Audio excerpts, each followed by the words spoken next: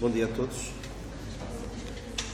O meu desejo neste domingo e nos próximos, ainda não sei ao certo quantos, vamos ver, falar sobre um assunto que acho importante e por isso é que vou falar dele, que é sobre a vontade de Deus.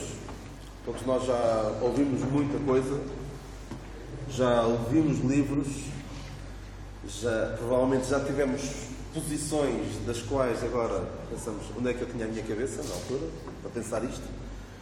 Há muita superstição no meio deste assunto e quase me apetece dizer para o Daniel de há 20 anos, em tudo os vejo um pouco supersticiosos, como Paulo disse a dada altura. A quem é que disse? Aos atenienses, porque eles tinham lá muitas imagens e dizia lá à altura, no capítulo 17 de Atos, varões atenienses, versículo 22, varões atenienses, em tudo vos vejo um tanto supersticiosos. E estas palavras se calhar poderiam ser ditas no século XXI à esmagadora maioria das pessoas, dos cidadãos deste mundo, e se calhar até aos crentes. Pessoas que deviam saber um pouco melhor sobre este assunto da vontade de Deus. Há várias perguntas que se podem colocar. Hoje o que vamos ver é principalmente maneiras erradas de procurar saber a vontade de Deus. Eu lembro de ler livros que falavam sobre esse assunto e agora, quando olho outra vez para aquilo, eu penso assim: isto está totalmente errado.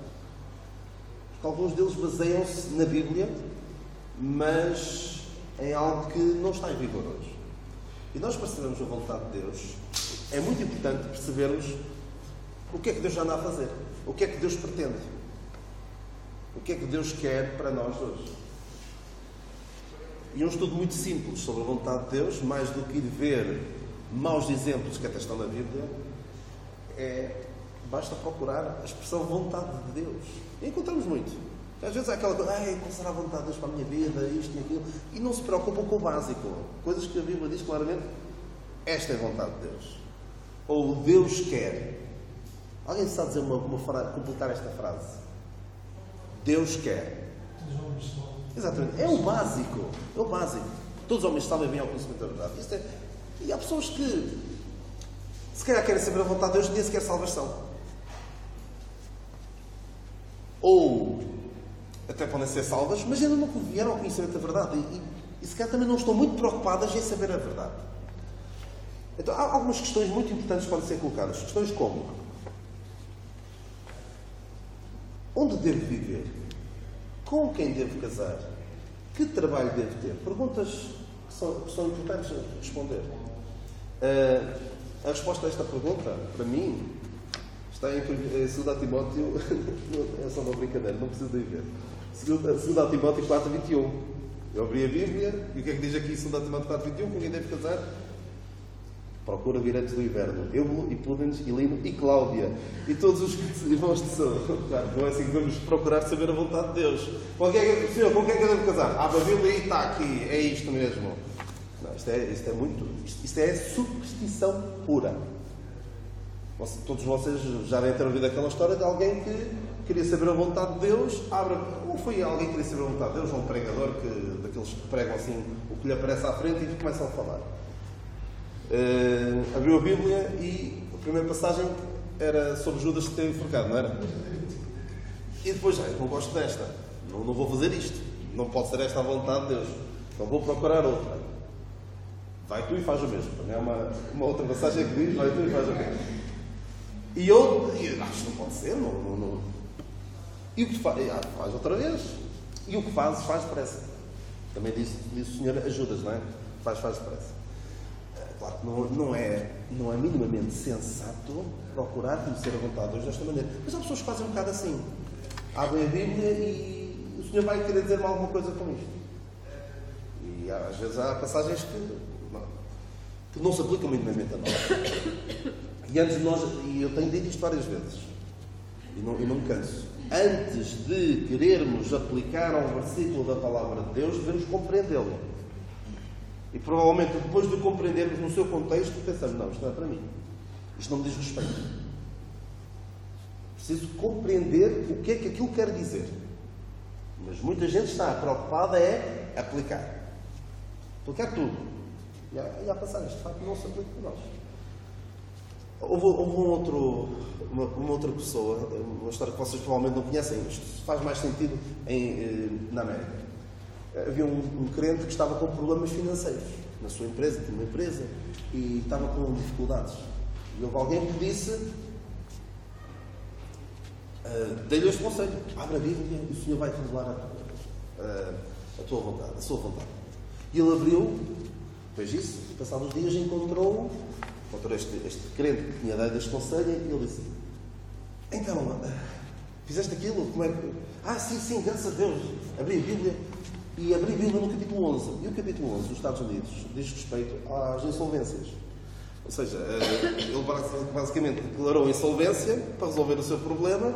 Porquê? Porque a Bíblia lhe disse. Ele abriu, o capítulo 11, é o capítulo que fala das insolvências. Isto é completamente ridículo. Mas nós podemos chegar lá perto. Eu costumo dizer também que nem sempre o erro está tão longe de nós quanto nós pensamos. Olhamos para estes erros de pessoas que abrem a Bíblia desta forma completamente supersticiosa e dizemos, onde é que elas têm a cabeça para fazer este tipo de coisas? Mas nós também podemos cair em erros parecidos, próximos. E não olhamos para a Bíblia como mensagens avulsas que eu posso pegar aqui e tirar aqui uma lição para mim, para agora, para aquilo que eu estou a passar neste momento. Claro que a Bíblia tem sim para tudo, mas não é assim escolher o que me apetece e à sorte. Ora bem, há outras questões mais complicadas, mais corriqueiras. Primeiras questões mais corriqueiras. Há estas questões essenciais da vida, que é onde é que eu devo viver, com quem devo casar, que trabalho devo ter. Depois há aquelas questões da vida. Devo comprar este carro ou aquele carro? Devo ir a este médico ou ao outro? Devo contratar esta pessoa para fazer este serviço lá em minha casa ou outra? Estas são questões que a Bíblia não nos diz diretamente. São questões que nós devemos abordar com alguma sabedoria espiritual e também sabedoria do nosso dia-a-dia, daquilo que nós conhecemos, de experiências passadas e de conselhos que nos deem. Mas depois há questões mais complicadas, nós também vamos abordá-las, não hoje, mas mais tarde. Sobre a vontade de Deus. Questões como: porquê é que eu fui acometido desta doença? Porquê é que houve um incêndio na minha casa e a do vizinho... porquê é que a minha casa ardeu? Porquê é que aconteceu isto à minha casa e ao do vizinho não? Porquê é que o meu filho teve esta doença? Porquê é que o nosso irmão Amadeu cortou os dedos? Outras questões assim. Porquê é que estas coisas acontecem? E sabem, infelizmente, não falta gente que venha dizer: isto aconteceu na tua vida porque tu pecaste. E isto é Deus a castigar-te. Nós depois iremos chegar lá. Isto é terrível. É terrível porque faz mal espiritualmente às pessoas. E nós devemos estar alerta para este tipo de situações. Não falta, sinceramente, não falta quem, supostamente para nos consolar, venha dizer: olha, isto é castigo de Deus. Imagina que era nós chegar ali ao irmão Amadeu, quando vou lá visitar, e dizer: há pecado na tua vida, tens de deixar o pecado. O Senhor a castigar-te. E é melhor mudares, senão vai ser pior ainda. Mas já não falta quem fala assim. Não falta. Principalmente pentecostais e outros, daqueles que acreditam que Deus quer que nós sejamos saudáveis e que tenhamos prosperidade financeira. Não, nada disso. Neste presente tempo, não é isso que Deus tem para nós. O que Deus quer fazer em nós é no domínio do espiritual. E, por vezes, boas escolhas na nossa vida vão livrar-nos de certos problemas. Eu não posso perguntar a Deus: oh Deus, porquê é que permitiste que eu tivesse este problema de saúde? Quando este problema de saúde resulta diretamente de um estilo de vida que eu adotei comer comida pouco saudável, de me embriagar.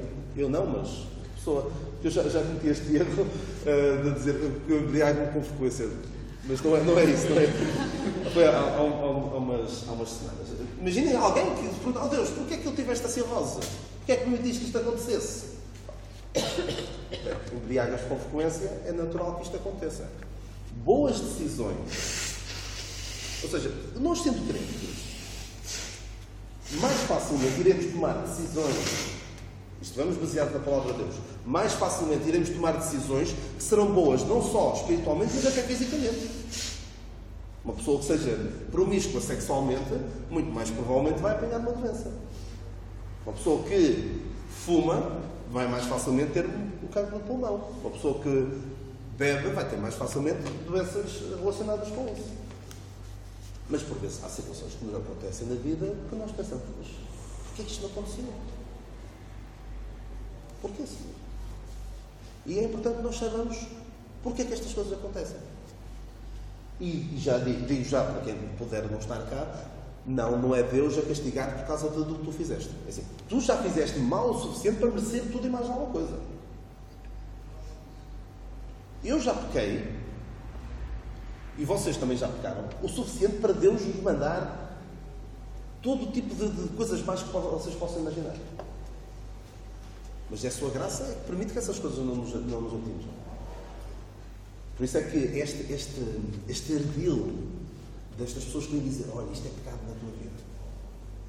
E a pessoa fica: pois é, realmente eu pequei. Porque é daquelas coisas que bate certinho, não é?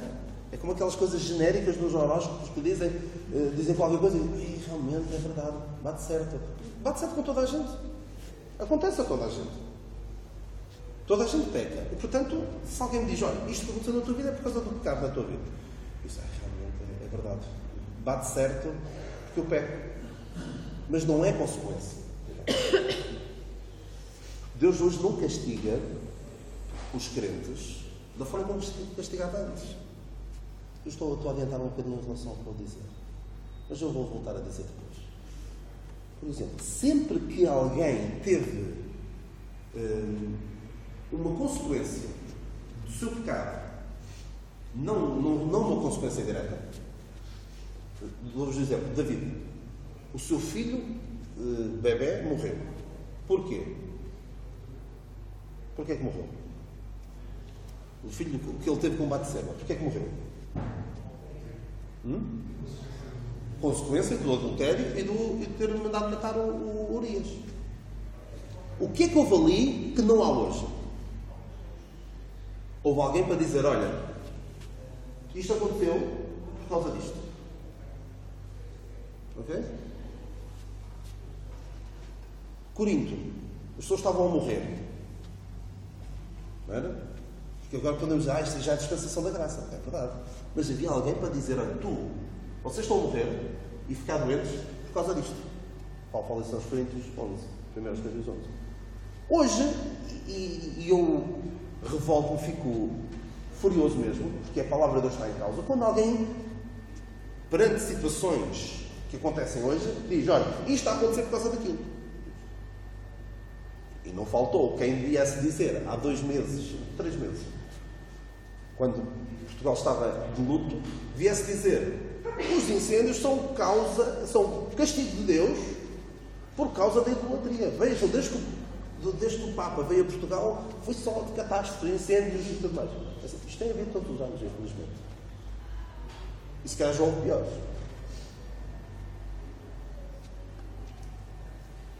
Claro que dizer: olha, o Papa vem cá a Portugal, vai ver catástrofes. Claro, há sempre cheias, há incêndios. Agora, vir dizer que isto é consequência direta da idolatria cá em Portugal, não é. Não há base bíblica para isso. Alguns pegam em Deuteronômio 28, uma passagem lindíssima para aplicar no presente tempo. Uma passagem que Deus promete bênção à nação de Israel, na dispensação da lei, que se eles fossem fiéis, Ele abençoava. Se não fossem fiéis, Ele castigava. E vir agora querer aplicar isso na dispensação da graça, a uma nação que não tem qualquer relação direta com Deus, é completamente surreal. Mas há quem o faça. Está a causar dano a Deus, à sua palavra, e a pôr-nos numa situação, pôr-nos a jeito para quando acontecer um mal na minha vida, como é que eu justifico isto? Olha, é que apetece mesmo. Olha, e agora? O que aconteceu? É porquê?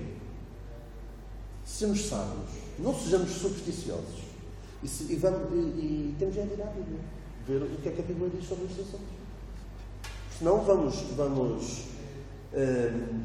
maltratar a palavra de Deus. Vamos causar descrédito à palavra de Deus. Eu sou da opinião de que mais mal tem sido causado à Bíblia por aqueles que a usam mal do que por aqueles que nem sequer a usam. Alguns pegam na Bíblia e falam coisas que deturpam a Bíblia, falam coisas que estão na Bíblia, mas que não estão em vigor agora, e causam mais mal do que aqueles que nem sequer pegam nela. Isto não é desculpa para, olha, nem pegues, que assim mal não fazes, não. Isto é um apelo para usar a Bíblia corretamente. Vocês lembram-se daquele juiz que veio citar a Bíblia há uns 2, 3 meses. Ele pegou na Bíblia e depois qual é o resultado dali? A Bíblia cai em descrédito. E quando eu pego na Bíblia e digo coisas que não estão lá, ou seja, deturpo, ou quando pego e digo coisas que até estão lá, mas não explico, não tenho cuidado de explicar o contexto em que aquilo está lá escrito, causo dano à palavra de Deus. Ora bem, e com isto, já lá vão uns minutinhos, eu quero então mostrar-vos um exemplo de alguém pagão que usou uns métodos tanto ou quanto macabros para descobrir a vontade, não de Deus, mas dos seus deuses. E nós vemos isso em Ezequiel 21. Ezequiel 21. Quero ver aqui um pouco convosco o que é que fez o rei Nabucodonosor. Ezequiel 21, 18 a 20. Sobre descobrir a vontade de Deus. Eu aqui tentei dar um apanhado muito geral daquilo que pretendo falar nas próximas semanas. Mas vamos agora ver alguém usar uns métodos que nós podemos pensar. Isto foi há 2.500 anos. Hoje ninguém faz isto. Não faz? Há coisas muito parecidas com o que vemos aqui. Ezequiel 21, 18 a 21. E veio a mim a palavra do Senhor dizendo: Tu, pois, ó filho do homem, propõe 2 caminhos, por onde vem a espada do rei da Babilónia. Ambos procederão de uma mesma terra. Põe nele marcos indicadores, põe-nos na entrada do caminho para a cidade. Um caminho proporás, por onde virá a espada contra Rabá dos filhos de Amon e contra Judá em Jerusalém a fortificada. Ora, Deus está aqui a dizer a Ezequiel para... Isto é daquelas passagens que nós lemos quando lemos Ezequiel, quando queremos ler a Bíblia toda, começamos a ler Ezequiel, estamos à espera que chegue a Daniel, não é? Ezequiel é um livro difícil de ler. Isaías, Jeremias, Ezequiel, é difícil. São livros grandes e que nós, metade das palavras, às vezes não percebemos. Mas, conselho, leiam outra vez. Leiam várias vezes. Se não percebem à primeira, leiam à segunda. Eu tive essa experiência recentemente.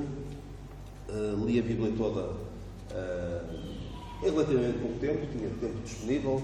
Eu li a Bíblia em relativamente pouco tempo e depois estive a ouvi-la em áudio. Eu já disse que é uma boa coisa que podem fazer, ouvir a Bíblia. Ouvir a Bíblia toda. Se calhar ouvir assim nos tempos livres que possam ter, num mês ou 2, ouvir a Bíblia toda.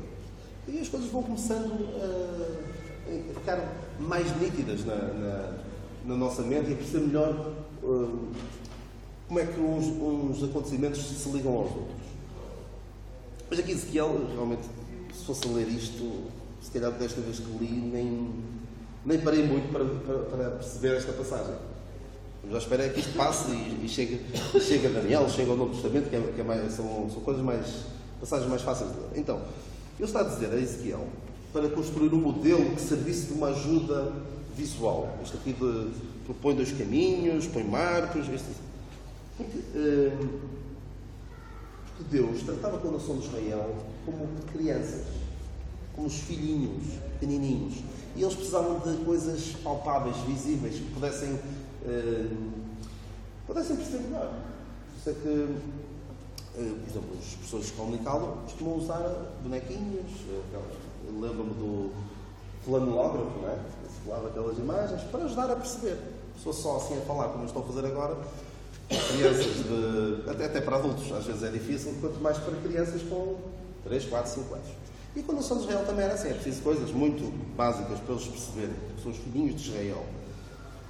E eles, muitas vezes, as profecias eram apresentadas de uma forma muito, muito visual, para que eles percebessem melhor. E aqui em Ezequiel, o povo de Jerusalém, Ezequiel 21, o povo de Jerusalém perguntava porque é que o rei da Babilónia atacava Israel e não outras cidades, como Rabá. Era Rabá dos filhos de Amon. E Deus mostra o que é que Nabucodonosor fez. Nabucodonosor chegava ali a uma encruzilhada,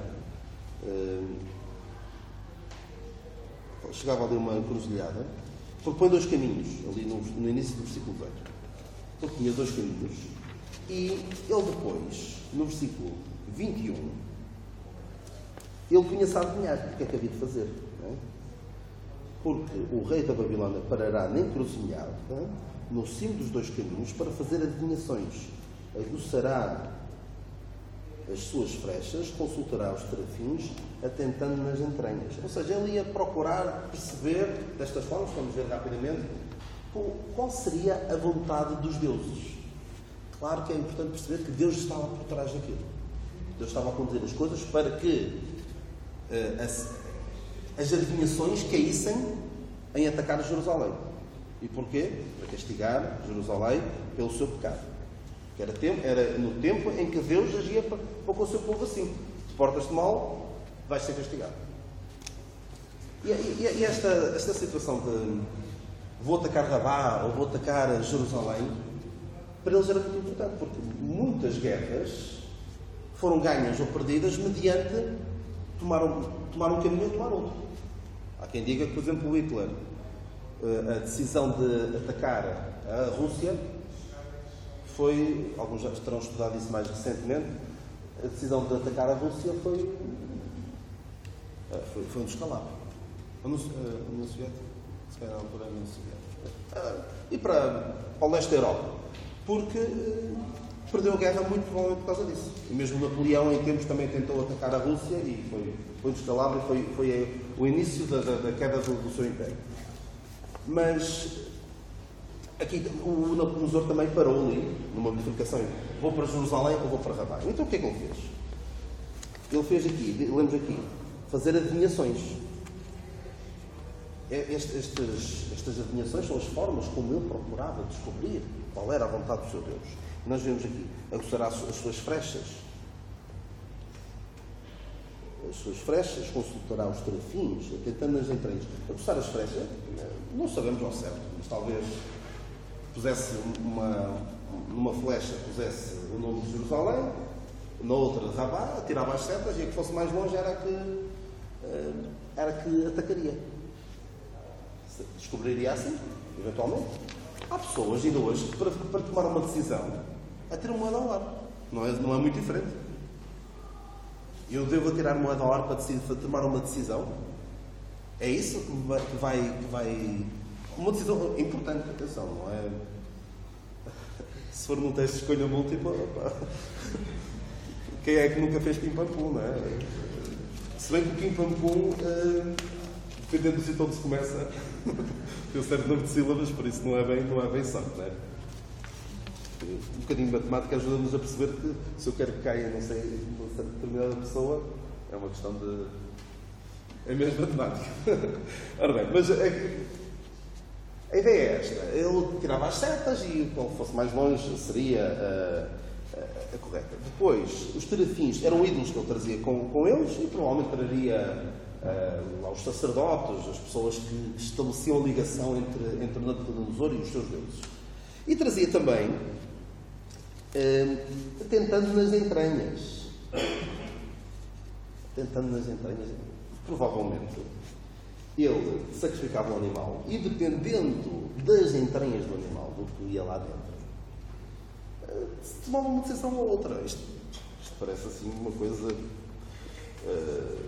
tão ridícula, mas havia quem o fizesse.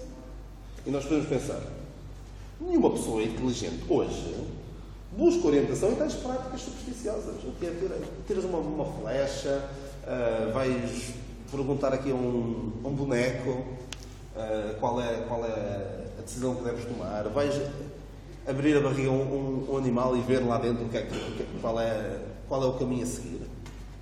Nenhuma pessoa inteligente no século XXI, numa era de gente iluminada, vai tomar uma decisão dessas.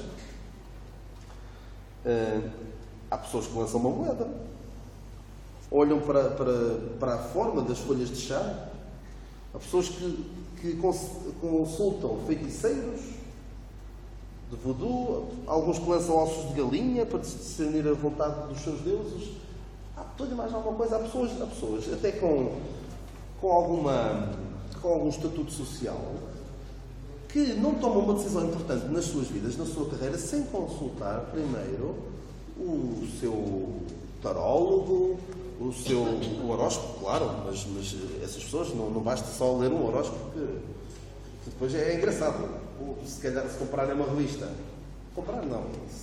se folhearem uma revista, vem lá uma coisa, se calhar outro horóscopo na mesma semana, feita por outra pessoa, é capaz de ser coisas completamente diferentes. Mas normalmente são coisas muito genéricas, não é?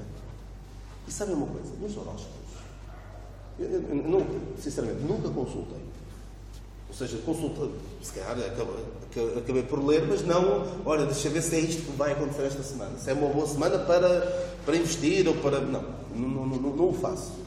E desaconselho vivamente. Isso é superstição, isso é completamente errado. E às vezes pode ser por brincadeira. Mas há pessoas que não tomam uma decisão importante nas suas vidas. Então, o que é que vem lá, normalmente? Saúde, dinheiro e amor. O que é que as pessoas buscam? É natural. O apóstolo Paulo, coitadinho, no horóscopo dele, ele devia ter um signo especial. O signo dele dava errado em todos eles. Saúde não a tinha. Há quem diga que Paulo o Velho além de ser Paulo o Velho, mas também Paulo o Envelhecido, que ele envelheceu, o cuidado das igrejas, aquelas coisas todas que ele tinha, envelheceu bastante, ficou doente. Amor, há quem diga que ele seria viúvo, já teria casado antes, mas também não é relevante. O que é certo é que não tinha ninguém. Não só o amor de uma mulher, mas também, ele dizia que tinha direito, não é? Tem direito a uma mulher, mas optou por não o fazer porque a vida dele não dava para isso. Mesmo o amor de companheirismo chegou ao fim. Quem é que ele tinha? Tinha Lucas só. E nota-se ali nas palavras de Timóteo: procura vir ter comigo, que eu já antes do inverno, porque se calhar não chega até lá. Ou seja, estava sozinho. E dinheiro? Não tinha. Tinha de andar a viver, no final da vida dele, tinha de viver da caridade dos filipenses, que os filipenses mandaram uma oferta, uma mísera do ponto de vista de quantidade, mas que me encheu, não é? Cheio estou, depois que recebi por Epafrodito aquilo da vossa parte. Portanto, não tinha nada disto. E hoje Deus não quer agir connosco desta forma. Não avaliamos a bênção de Deus, o amor de Deus para connosco desta maneira, por aquilo que nós temos da saúde, do amor e do dinheiro. E não vão aos horóscopos. Não deem para esse... Não alimenta essa indústria. É uma indústria. E mesmo, às vezes podemos cair nisto. E às vezes há pessoas que são um bocado assim. Eu sou escorpião, tenho este feitio, mas eu sou escorpião. Ouço muita gente a dizer isso. Eu sei que sou carneiro, mas não me diz absolutamente nada. Mas há pessoas que dizem: eu sou deste signo, por isso sou assim, sou desta maneira. Assim, há pessoas que nascem no mesmo dia, à mesma hora, Às vezes filhos dos mesmos pais, gêmeos, e que são diferentes uns dos outros. Porque às vezes alguns dizem que não é só questão do mês em que se nasce, é também o ascendente, não é? Assim mesmo, eu nunca percebi, mas também não quero saber. E espero que nenhum de vocês, se sinta minimamente seduzido por essas coisas. Porque às vezes há um certo encanto, um certo fascínio por outras religiões. Há pessoas que é uma coisa que também causa uma certa estranheza. Mas que há pessoas que gostam, apreciam estudar as religiões antigas e elas estão a entrar, não é? Estão a entrar em Portugal, mesmo nas escolas. Vocês sabem disso? Meditação, no primeiro ciclo, é yoga encapotada. Agora é o mindfulness. Mindfulness. Vocês têm disso lá na vossa escola, não? Na escola do João? Alguém conhece isso? Para já não. Mas sei que há. Sei que no ano passado, quando estava lá na zona de Cascais, havia lá uma escola em que eles tinham lá uma atividade que era meditação. Eles estão ali sentados, sossegados, e parece tudo muito bonito. Mas está a entrar uma filosofia completamente anti-Deus. E se eu tentasse chegar lá e querer mostrar algo de cristão, já não. Aqui religião não. Religião não entra. Mas depois, tudo o que era estas coisas, superstição, religiões pagãs, que não querem nada com Deus, e vai entrando cada vez mais e vai moldando a mentalidade das pessoas. Sabe o que é que Deus, qual é a posição de Deus em relação às outras religiões? Os cananeus tinham a sua religião, não tinham? E o que é que Deus disse? Olha, preservem um bocadinho só por uma questão histórica, para mais tarde saber o que é que havia aqui, por uma questão de não limpar da memória o que outros povos faziam. O que é que Deus fez? Limpem tudo. Não pode ficar nada. Por se ficar alguma coisa, por muito pequenina que seja, isso vai complicar-vos a vossa vida. Vamos ser por laço e espinho. Ou seja, vai dificultar a vossa vida. E estas coisas podem parecer insignificantes, podem parecer inofensivas. Não faz mal nenhum. Só ver aqui um bocadinho. Deixa eu ver só o que é que isto diz, só por brincadeira. Não, nem por uma hora cedam esse tipo de coisas. Isto é completamente antibíblico. Em relação aos prognosticadores, Deus aos adivinhos, os agoureiros, o que é que Deus dizia? Era matá-los. Claro que nós não vamos fazer isso. Houve tempos em que havia as caças às bruxas, não é? Dizia-se que alguém era bruxa e matava-se. Não vamos fazer nada disso.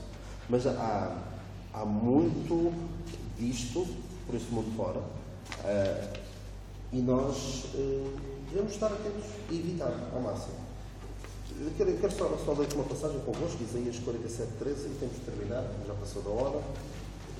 Os meninos lá de baixo ainda não vieram, mas nós temos também de terminar. E também quero ouvir coisas. Eu estou a falar e acabei por não vos deixar dizer nada, desculpem lá. Isaías 47:13. Cansaste na multidão dos teus conselhos. Levantem-se, pois, agora os agoureiros dos céus, os que contemplavam os astros, os prognosticadores das luas novas, e salvem do que há de vir sobre ti. Essas pessoas em quem tu confiaste, eles que te salvem agora, eles que te ajudem. Não vão servir de ajuda nenhuma. É só para te enganar. Passagens que nós lemos como aquilo que for feiticeiro não deixarás viver. Estas coisas não podem entrar, não podemos ceder nem um bocadinho. Ok? Este aqui é claro. Acho que não há dúvida, mas há sempre o risco de nós nos deixarmos levar por um bocadinho, ouvir algumas coisas, e depois há sempre alguém que nos diz: eu falei com aquela pessoa e bateu tudo certo. Eu não sei ao certo o que está por trás. Se será o diabo por trás. Ou se será só uma questão de coincidência? O diabo também tem o seu poder. E para enganar as pessoas, ele pode até fazer parecer que estão a acontecer coisas verdadeiras na nossa vida e que aquilo que nos dizem até se cumpre. Para nos deixar enredar naquilo. Mas alguém quer dizer alguma coisa sobre este assunto? Há um pensamento final para terminarmos? Não? Para a semana, isto era para ter falado tudo hoje, mas quero mostrar-vos alguns exemplos bíblicos de maneiras de procurar saber a vontade de Deus, mas que não os devemos praticar hoje. Alguém sabe dizer? Fica também para pensarem. Trabalho de casa para pensar. Formas como algumas pessoas procuraram saber a vontade de Deus, mas que nós não as devemos usar hoje. Alguém? Gideão. Mas não é para saber a vontade de Deus. Deus já tinha dito. É engraçado. Gideão, Deus já tinha dito, vai. Ele disse, está bem, mas deixa-me fazer isto. Era mais para confirmar, não é? Mais. Logo no primeiro livro da Bíblia.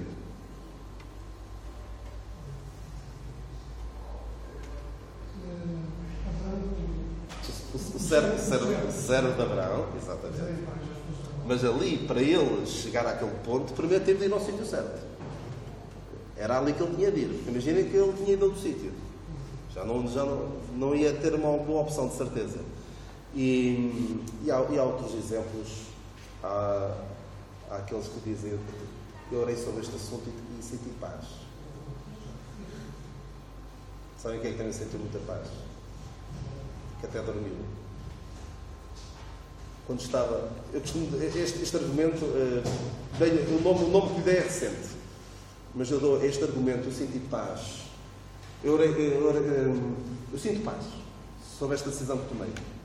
Eu chamo o argumento de Tarsis. É o argumento de Tarsis. Eu sinto paz. Está bem, mas Jonas também sentia paz, tanto que até dormiu. Ou seja, o nosso coração pode nos enganar. E vamos terminar. Oramos agora no fim?